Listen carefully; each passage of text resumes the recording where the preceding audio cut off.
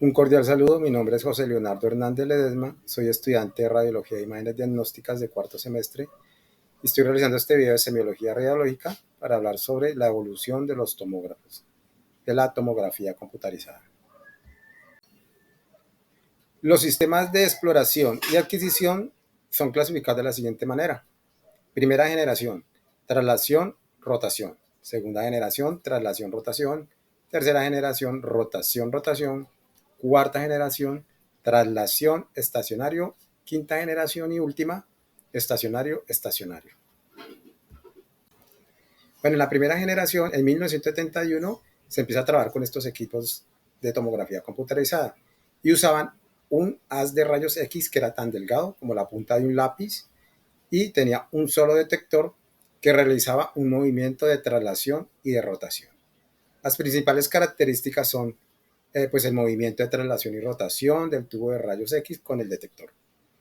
Contaba solo con un detector de cristal de centello. Una vez terminada la adquisición, el sistema de tubo detector realizaba una rotación para obtener el perfil de toda la proyección que estaban haciendo. El proceso de traslación y rotación se repetía durante 180 traslaciones. En estos estudios se demoraban mucho, tardaban hasta 5 minutos. Entonces esta era una de las grandes desventajas de los primeros equipos. El corte de un haz puntual de radiación no energético con un simple destello de rayos X que se dirigía al detector y utilizaba una corriente de 50 miliamperios. La segunda generación aparecieron en 1974, pero el principio de traslación y rotación siguió con estos equipos. El número de detectores sí cambió porque aumentó a 30 y el tiempo de adquisición de datos también disminuyó mucho, a 20 segundos.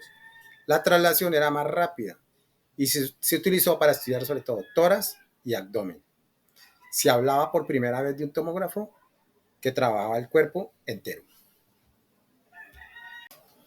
Bueno, algunas de las características de los equipos de segunda generación, bueno, el movimiento de traslación y rotación sí se siguió conservando como los de primera generación. Ahora con la segunda generación tenemos una reconstrucción generada por un haz en abanico. Tenía de 3 a 10 grados con una matriz de detectores en línea. Se acoplan 30 detectores. Conseguía que se redujeran los tiempos de barrido muchísimo más en menor número de rotaciones angulares. El tiempo de barrido de la adquisición de la imagen disminuyó de manera muy grande, que es de 10 a 60 segundos. Y la apertura del abanico y los detectores permitían que en una sola traslación se obtuviera el mismo resultado que con los de la primera generación.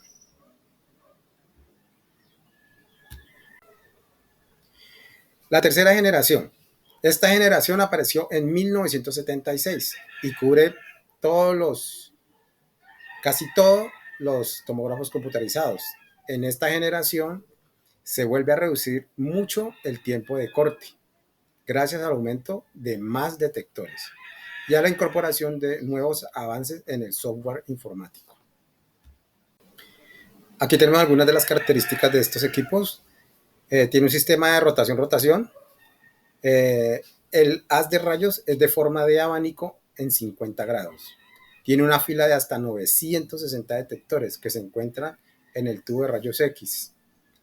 El arco de detectores junto al tubo de rayos X figura un giro de 360 grados alrededor del paciente y esto elimina el movimiento de traslación.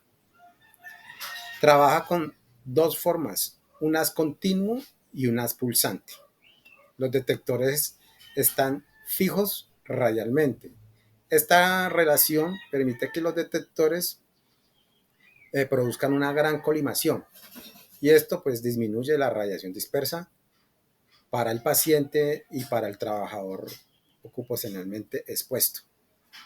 Los tiempos de reconstrucción se redujeron, eran más o menos de 2 cortes por cada 6 segundos. Y cada nuevo corte necesita un cambio en el sentido de rotación.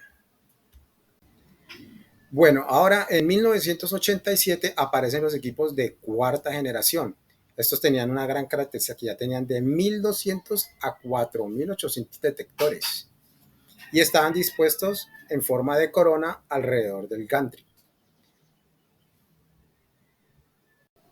Una de sus principales características de estos equipos, pues que presentaban los detectores fijos que eran colocados en forma de corona a 360 grados alrededor del gantry. Añadía una configuración de giro estacionario de los detectores. Se basaba en una geometría de rayos X en forma de abanico, con rotación completa del tubo, mientras que los detectores se mantenían estáticos. Lo componían más o menos 4.800 o más detectores independientes. Tenían algunas desventajas estos equipos, por lo menos que no se podía utilizar una rejilla enfocada para bajar las radiaciones secundarias, debido a pues, que tenía los detectores fijos. Los tiempos de corte no superaban a los de tercera generación, era el mismo, en eso no se avanzó. Se calibraban 2 veces por rotación y el haz era muy ancho y provocaba una pérdida de resolución espacial. Bueno, ahora tenemos los de quinta generación. En esta clase de tomógrafos computarizados tenían muchas fuentes de rayos X que eran fijas y los detectores también eran fijos. El tiempo de exploración de estos equipos era de 0,5 segundos. Bueno, las principales características de estos equipos de quinta generación es que se reduce el tiempo de adquisición, tiene muchísimo más detectores, mejora muchísimo la capacidad del tomógrafo, supera pues, los de tercera o cuarta generación. Gracias al movimiento helicoidal, se disminuye los efectos causados por los artefactos en el momento de la respiración. Recordemos que los primeros tomógrafos vienen con movimiento secuencial. Entonces, esta también es una gran ventaja de estos tomógrafos que ya vienen con el movimiento helicoidal. Y la fuente dual de rayos X, los dos tubos de rayos X, una mejor resolución y el haz cónico adquiere un volumen total que determina pues, la composición física de lo que se está estudiando. Bueno, muchísimas gracias.